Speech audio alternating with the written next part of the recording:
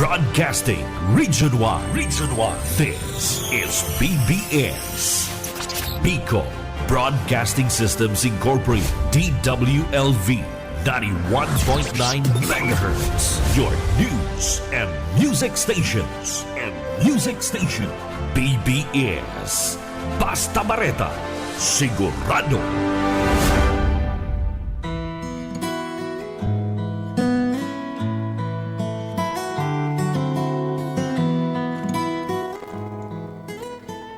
Magandang umaga po, Bicolandia. Magandang umaga po dito sa probinsya ng Camarines Sur. Magandang umaga po dito po sa lungsod ng Naga. Mainaga po sa Indogabos, mga tugang, mga amigo, amiga. Maratan na po kamota, aga na po. Nagtoktoraok na si Manok. Mentras ka mo nagkakarape, siguro yung iba nagdumana sa market, nagmamarataning amay, nakakabarato po da dyan sa bagsakan, pag nagbakal kanin mga paninda, o kaya kung ika may karinderiya, restaurant, or mga lulutoon, pagkaamay pa po, nagdyan ka mo sa bagsakan, digdi sa Naga City, mga barato man talaga, saka mga sariwa pa, Kaya sige po, ngayong umaga, sa lahat po ng nakabukas na ang kanilang radyo, na nakikinig na ngayon, magandang umaga po sa inyong lahat. Sa ngalan po ng Alliance of Ministries of Metro Naga Incorporated, ako po ang inyong lingkod, Pastor Luis Bulaños, at sa technical side, si Sir Stephen Fabis, na inyong makakasama sa loob ng 30 minuto. Kaya siguro ang iba sa inyo nagkakape. Sige, habang kayo nagkakape, makinig po kayo, at sa mga may load, may wifi, may data, makakapanood kayo live dito sa biyaya sa pagkaaga. At sa mga ngayon lang siguro aksidenteng na ipihit ang kanilang transistor radio at hindi niyo alam istasyong ito po ang istasyon ng BBS DWLV 91.9 FM, at kayo po ay nakikinig ngayon sa biyaya sa pagkaaga. Magandang umaga po kay Sister Christy Bermas. Magandang umaga din po kay kay Sister Eva Agrigado at sa buong pamilya. At sa lahat pa po ng nakikinig na ngayon sa radyo at manunood pa lang, at sa mga lahat ng magre-replay, maraming salamat po sa inyo. So tuloy-tuloy na ho tayo dahil napaka-iksi lamang ho ng 30 minuto. Actually, hindi naman talaga tayo nakaka-start ng ganun ka-eksakto, Pero ganun pa man, mahalaga ang bawat minuto para ating bulayin. Magkaroon tayo ng tinatawag na meditation ng words of God. Sapagkat mahalaga ito, lalo na kung ikaw ay isang sumasampalataya sa Diyos. Bahagi na po kasi ng ating buhay bilang sumasampalataya sa totoong Diyos sa langit, na bago natin harapin ang buong maghapon, dapat maging ugali ng isang totoong Kristiyano ang sangguniin muna ang mga aral ng Panginoon, nang sa ganoon kung sakali man mayroon tayong ma-encounter sa araw na ito na nangangailangan ho ng matalinong mga pagdedesisyon, at least alam natin ang mga batas ng Panginoon. Magandang umaga po kay Ma'am Claire Dacuya Ricafort at kay Sir Luis R. San Jose Jr. Magandang umaga po. Tuloy-tuloy na po tayo, at mula po sa bagong tipa ng ating pag-aaralan, mula po rito sa Kolosas, Kabanatang 3, ang talata po ay 2. Ang sabi po rito sa King James Version, set your affection on things above, not on earthly things.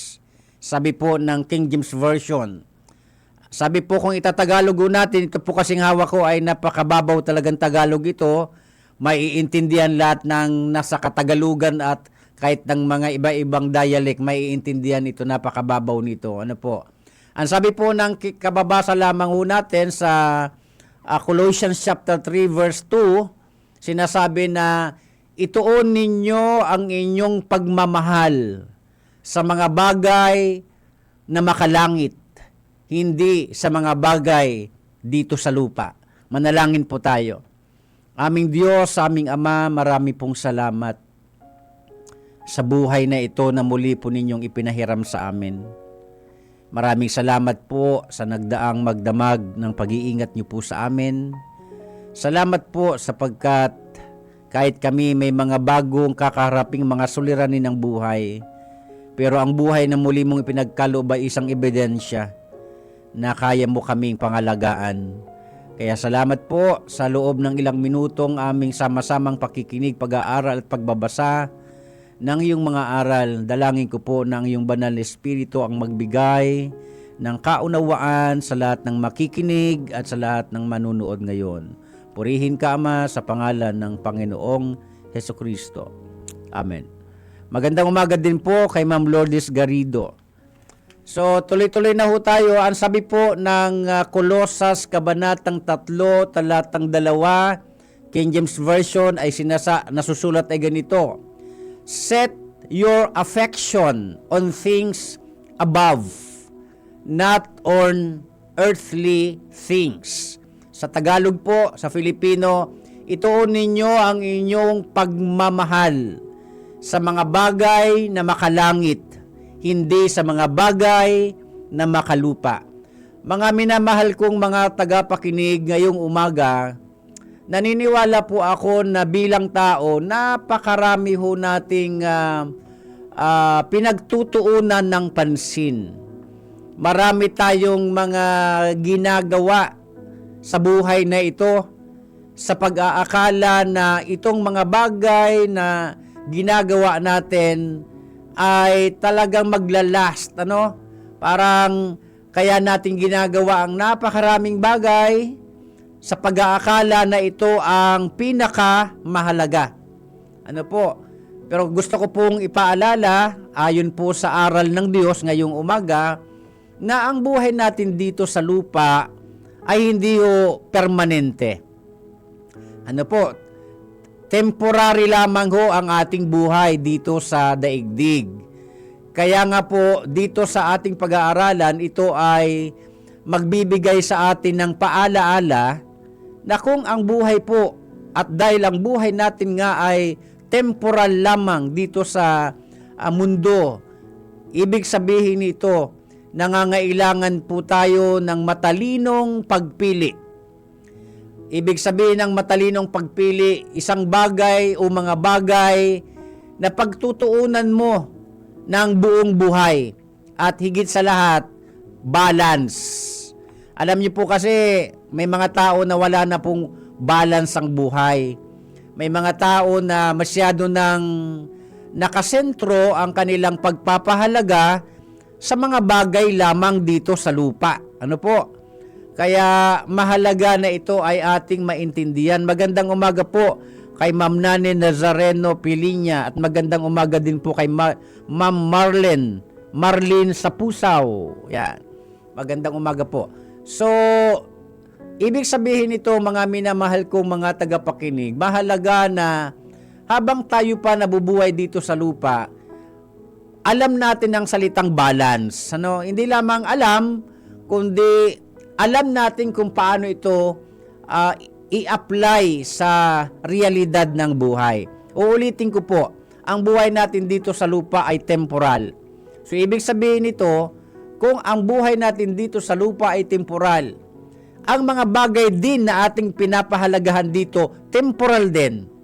Ano po?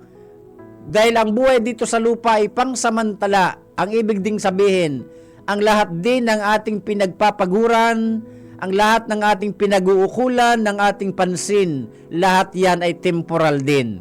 Ibig sabihin, maiiwan din natin pagkatapos. Kaya mahalaga po ang salitang balance. Balance lang, dapat hindi natin napapabayaan ang isang side ng buhay. Ano po yun? Ang ating spiritual na buhay. Pag sinabi nating spiritual na buhay, tumutukoy po ito sa ating kaugnayan sa Diyos. Kawawa naman ang isang tao na hindi balance ang buhay. Ang ibig ko pong sabihin, halimbawa, dito sa lupa, mabubuhay tayo ng 70, 80 plus, 90, centennial, pero lahat ng ating mga pinag-ipunan, lahat ng ating investment, lahat ng naging pagod natin, maiiwan din naman pala lahat. Oo nga, may papamana sa mga anak, may iiwan sa pamilya, nandun na ho tayo.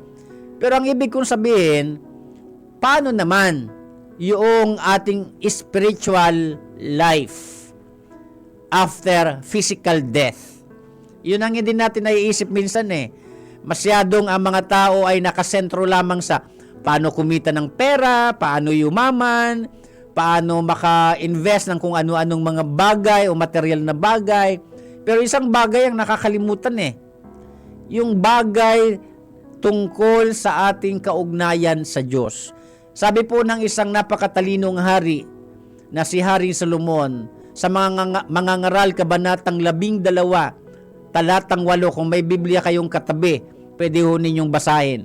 Ang sabi ni King Solomon, all things in this earth is useless, is meaningless. Nag-obserba po sa buhay ang isang napakatalinong taong nabuhay dito sa lupa, si Haring Solomon. Ang sabi niya, walang kabuluhan ang lahat ng bagay dito sa mundo. Imagine, naranasan niyang maging kilala kasi makapangyarihan siyang hari. Napakayaman niya, no? Kumbaga nasa kanya na ang lahat. Maraming asawa, maraming kayamanan. Nakuha niya na, naranasan niya na. Pero at the end of the day, sabi ni Haring Solomon, nagkaroon siya ng tinatawag na life realization. Sabi niya, wala rin palang kabuluhan ng lahat ng ito. Sabi niya.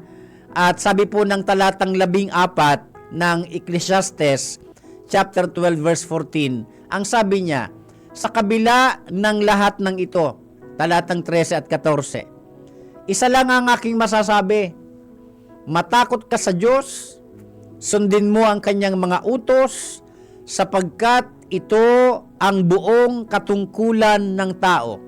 Sabi ng 14, lahat ng gawin natin, hayag man o lihim, mabuti o masama, ay ating ipagsusulit sa Diyos.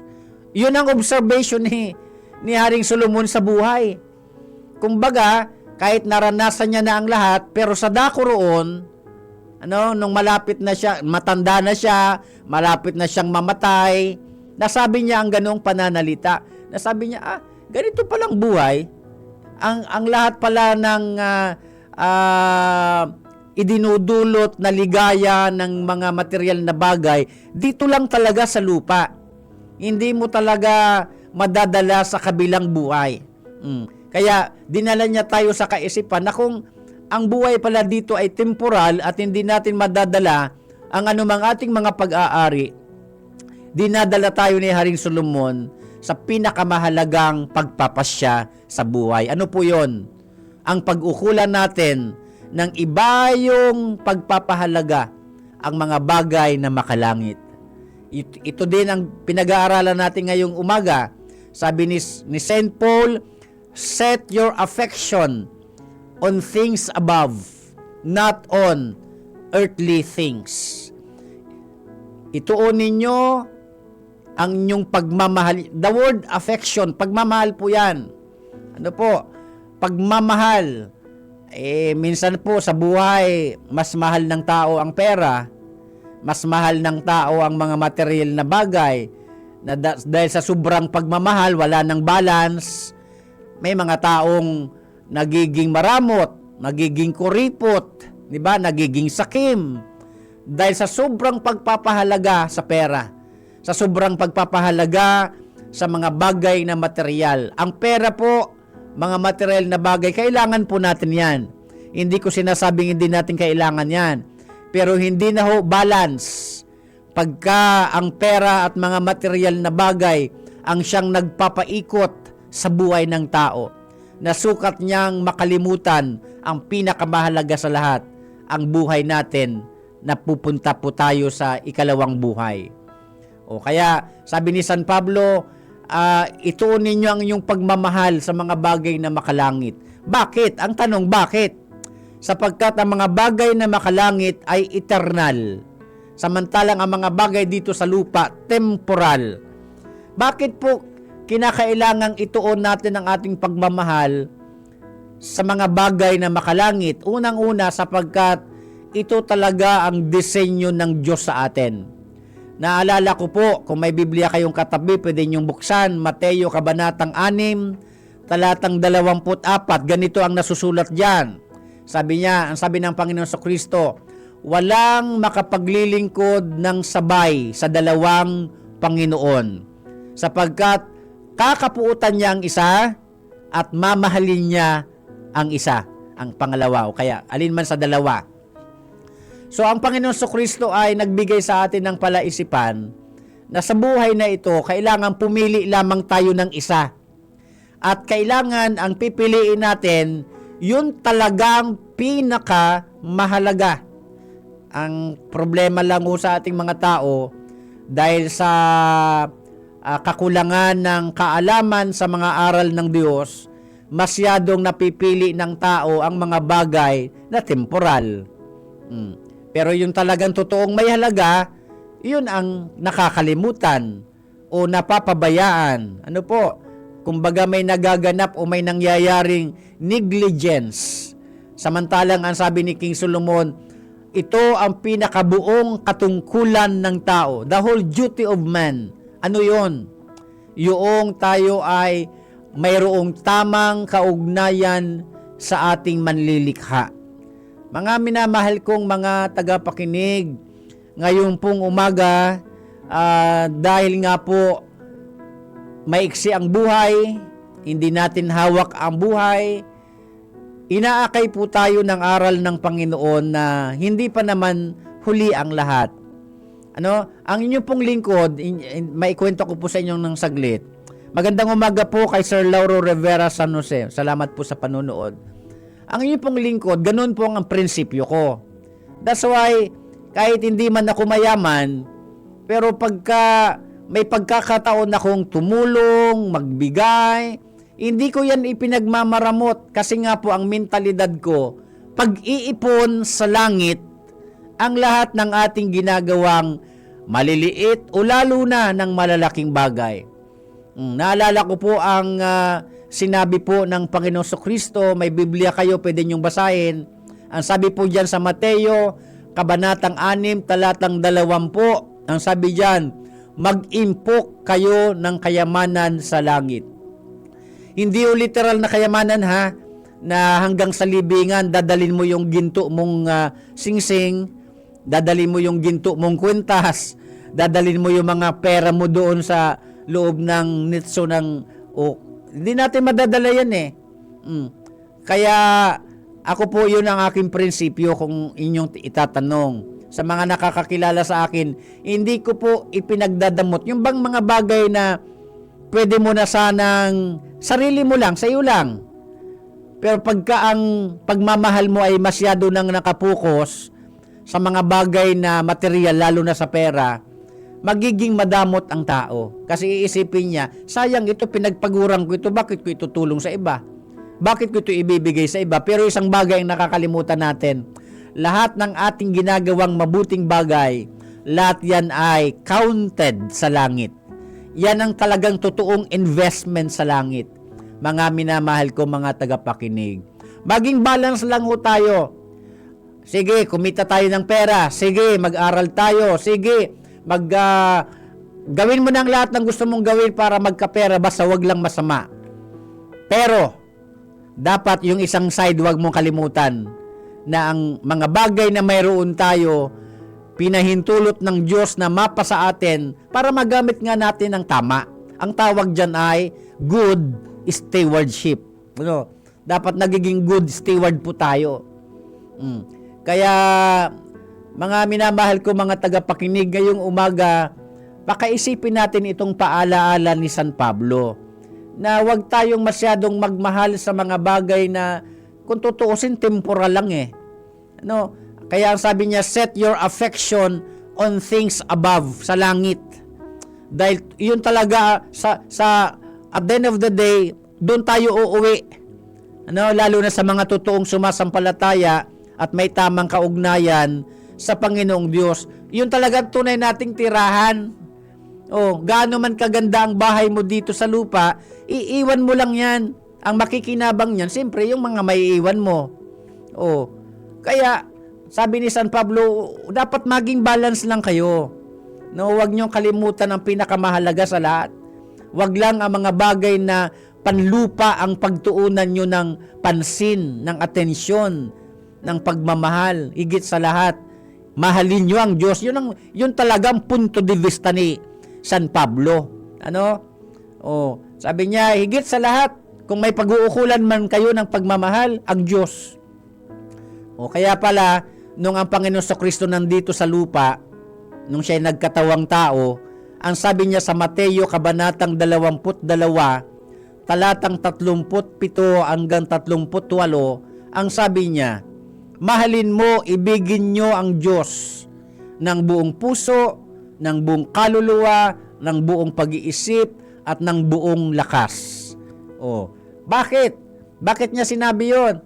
Kasi nga, dinadala niya ang tao sa kaisipan na ang pinakamahalagang dapat pag-ukulan ng pagmamahal, higit kanino man, higit sa anuman, ay ang Diyos. May Biblia kayo, tingnan nyo. Basahin nyo mismo ngayon kung may katabi kayong Biblia. Ang sabi po dyan sa banal na kasulatan, sa sulat ni San Pablo, unang Korinto, kabanatang 16, talatang 22. Ganyan po nasusulat sa mababaw na Tagalog. Ganito po. Sumpain ang taong walang pag-ibig sa Diyos. Imagine, sabi ni San Pablo, sabi po sa ibang translation, sa English translation, there is a curse to those who do not love the Lord. May sumpa pala sa mga taong walang pag-ibig sa Diyos. Imagine, mga minamahal kong mga tagapakinig. Alam nyo, ang lawak nito eh. Kung i-expound ko ito, isa lang naman ang direksyon nito. Talagang dinadala tayo ni San Pablo sa kaisipan na kung mayroon man tayong pag-uukulan ng labis na pagmamahal, wala pong iba ang Diyos. Hindi naman sinasabing huwag mong mahalin ang mahal mo sa buhay. Tulad ng asawa, magulang, anak, kapatid, basta yung mga mahal natin sa buhay. Hindi naman sinasabing ganun eh. Kaya nga lang, ang sinasabi, higit nating pag-ukulan ng pagmamahal ang Diyos. Bakit? Sapagkat ang katapusan ng buhay natin dito sa lupa, babalik din naman tayo sa Diyos. Yan ang hindi naiisip ng marami.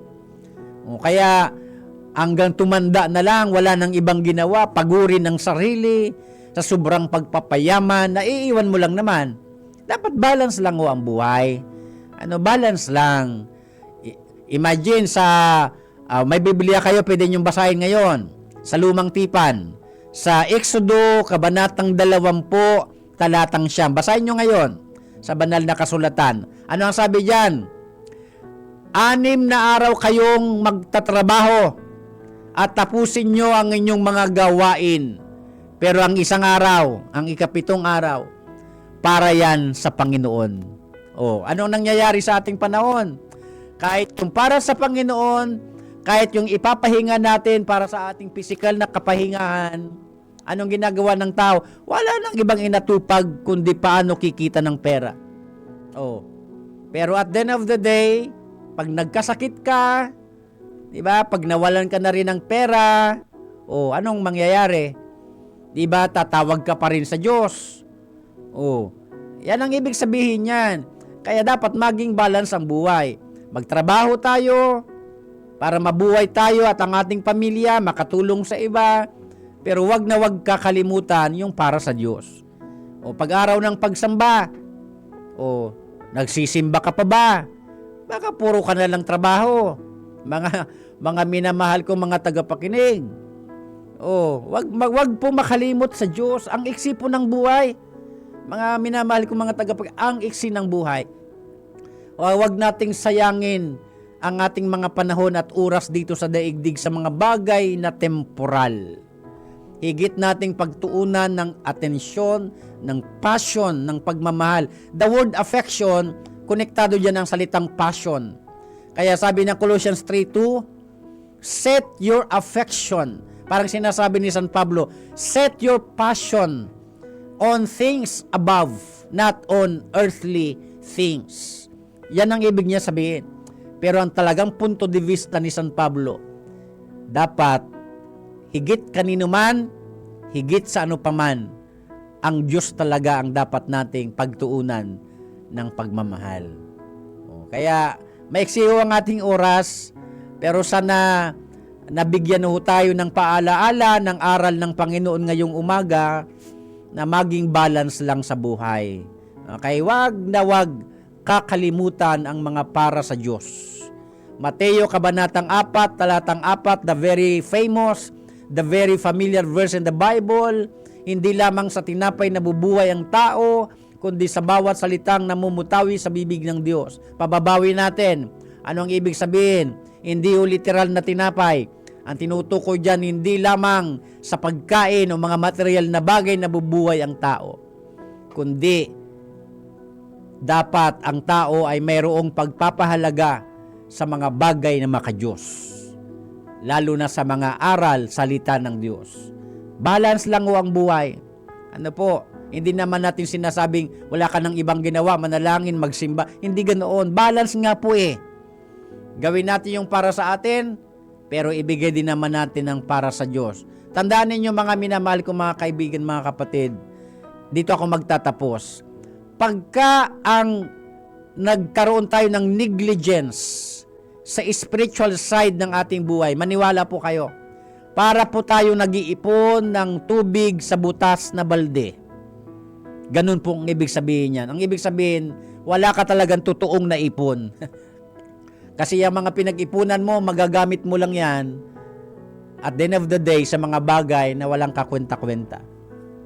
Pero ang umibig sa Diyos at magkaroon tayo ng passion, ng affection sa Diyos at sa mga bagay na ukol sa Diyos, yan talaga ang totoong investment.